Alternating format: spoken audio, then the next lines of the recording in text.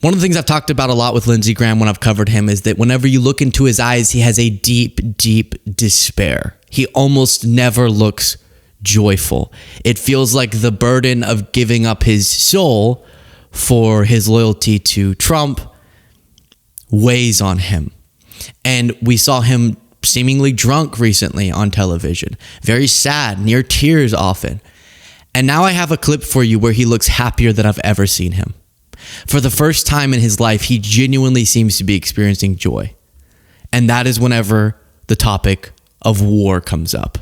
And the look in his eyes is so giddy, it's actually kind of strange. I hate to sound like some of the less substantive commentators I've seen who go a little far in calling everyone a warmonger. But if we're going to call someone a warmonger, ladies and gentlemen, it's Lindsey Graham, who can't even get through a war with Iran before he's begging Trump to go to war with Cuba.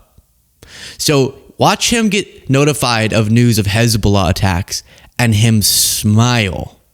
Now, welcome, Mr. Chairman. I am hearing Hezbollah has joined this fight from the north, firing missiles from Lebanon.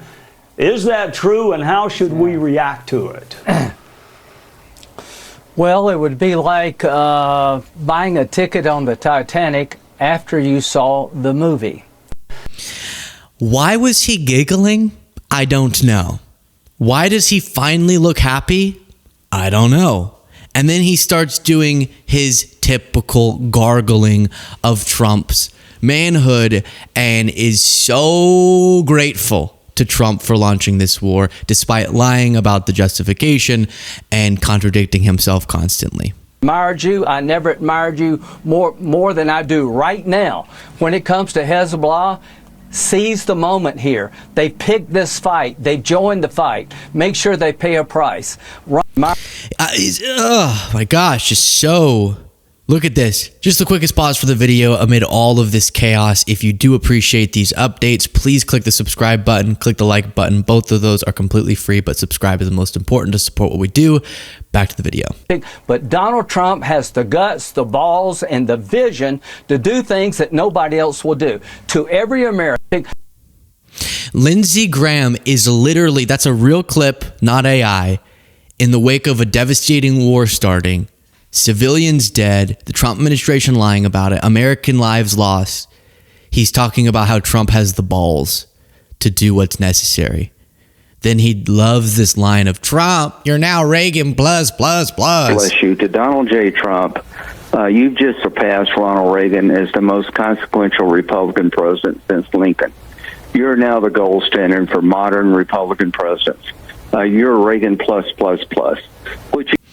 You remember whenever he used that line near Trump? But, you know, I will say this. I think I can say, what do you think, Lindsey? My second term is blowing my first term away. And my first term was really good. Reagan plus. Reagan plus, yeah. Well, whatever. Thank you very much, everyone. Oh, no.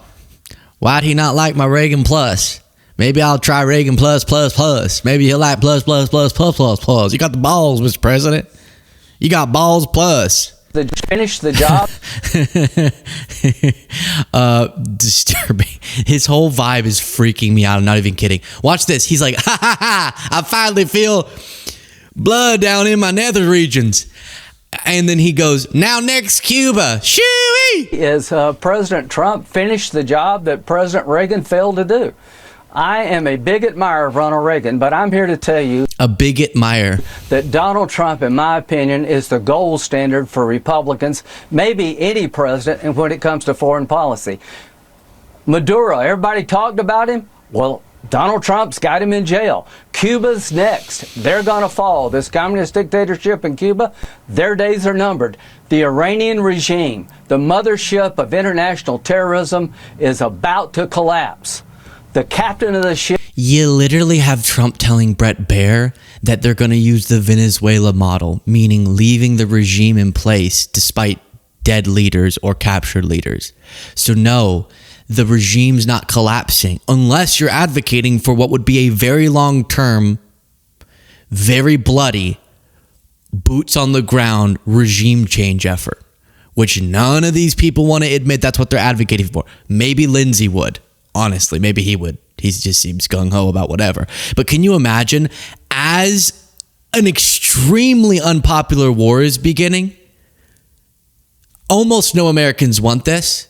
Lindsey Graham can't even stay on the subject of that war. And he goes, Cuba next. Then he gets asked in a different interview, is this war? Because, of course, if this is a war, which it is, as opposed to like a limited military operation, then Congress would have to constitutionally approve of it. They have the Declaration of War powers. And Lindsey Graham goes, I think it is. But then he gets asked, so then do you think Congress should have to approve this? And he goes, nah. Senator, let me start with the big question. Is the United States at war with Iran? I think the Ayatollah would say, yeah. I don't know if this is technically a war, but here's what I can say the headline is for me Sunday. The mothership of terrorism is sinking. The captain is dead. Okay. He loves his little metaphors. And he's dead on the Titanic after he watched the movie. Figure that one out. But then here's him going, I think it is a war, but I don't know technically.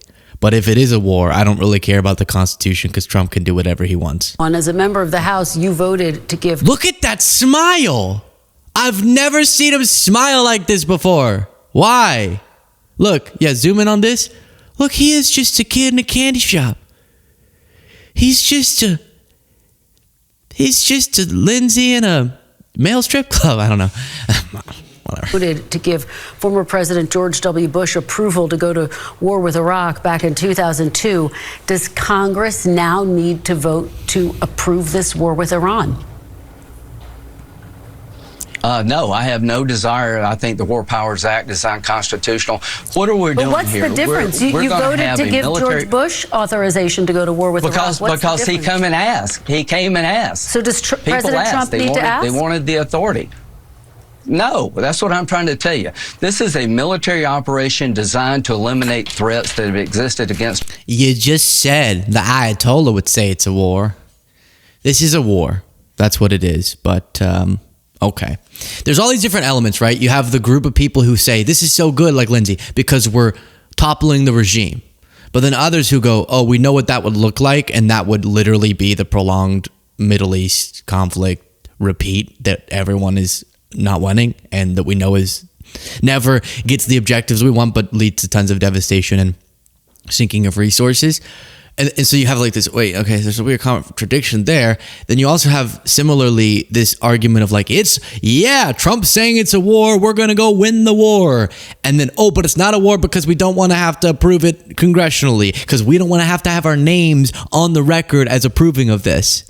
Lindsey would for sure, but other people don't want it. So they want to say it's not a war so that they don't have to weigh in on it as a representative.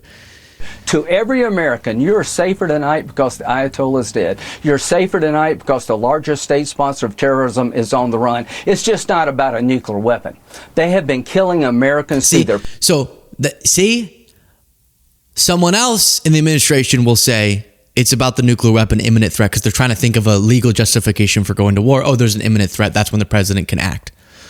But then he goes, oh, it's not just about that. And I believe he's one of the people who has convinced Trump into this, specifically when they're golfing. And has been saying, Mr. President, you're Reagan plus right now, but you'd be Reagan plus, blah, plus if you do this. And plus, blah, blah, blah, plus if you do Cuba. And blah, blah, blah, blah, blah, blah, blah if you do wherever else. And he says we're safer tonight. Well, we saw a terrorist attack that could be linked to this. Are we really safer than this? Moving forward, in a social media post Sunday, President Trump wrote this, quote, hopefully the IRGC and police will peacefully merge with the Iranian patriots and work together as a unit to bring back the country to the greatness it deserves. Is hope the plan for the future of Iran? No, the future of Iran is going to be determined by the Iranian people. The new Iran, whatever it is, whether it's a cleric or... Is he doing an impersonation of himself? Did you hear that? The future of Iran, whatever it is, will be, hey, there's no H in will. Okay? No, the future of Iran is going to be determined by the Iranian people. The new Iran, whatever it is, whether it's a cleric or... Oh, no, he said whether. Never mind, not will. Or a representative democracy, our goal is to make sure it cannot become, again, the largest state sponsor of terrorism. That's a win for us. But is there a plan to make sure that happens, Senator? Is there a plan? Does the president have a plan to guarantee that that happens?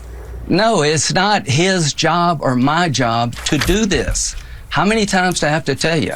Our job is to make sure Iran is no longer the largest state sponsor. Dude. So the question is, how are you doing that with these strikes? How are you doing it? Just because a bunch of their leaders are dead, but more broadly, their regime's in place, and a bunch of things have been blown up, doesn't guarantee at all. Actually could stimulate more ambitions for supporting terrorism. But definitely doesn't guarantee the objective you're saying that it does. So then the question from Kristen Welker, a good one, is, all right, if that's what you're saying this is for, let's set aside for a second the legality. You're saying this is like a preemptive whatever, blah, blah, blah. Then what's the plan to guarantee that happens? And Lindsey literally says it's not Trump's job to have a plan on that. We just have to bomb, and then hope it happens. Terrorism to help the people reconstruct a new government, no boots on the ground. We don't own, this idea you break it, you own it. I don't buy that one bit.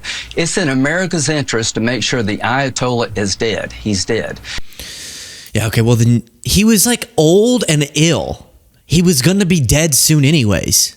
So, okay, you moved up that timeline a little bit. What else did you do? Aside from a bunch of things are blown up and a bunch of civilians are dead and American lives are lost. And then he's going, we just have to make sure that we assist the people. But how do you assist the people if you aren't putting bullets on? You can't just strike everything. That's not how you do a regime change, even if that's what you're wanting to do. Which I don't know why you would, given the history of our failed attempts at that. But you don't just use our air power and then that somehow leads to a flourishing democracy. So incoherent.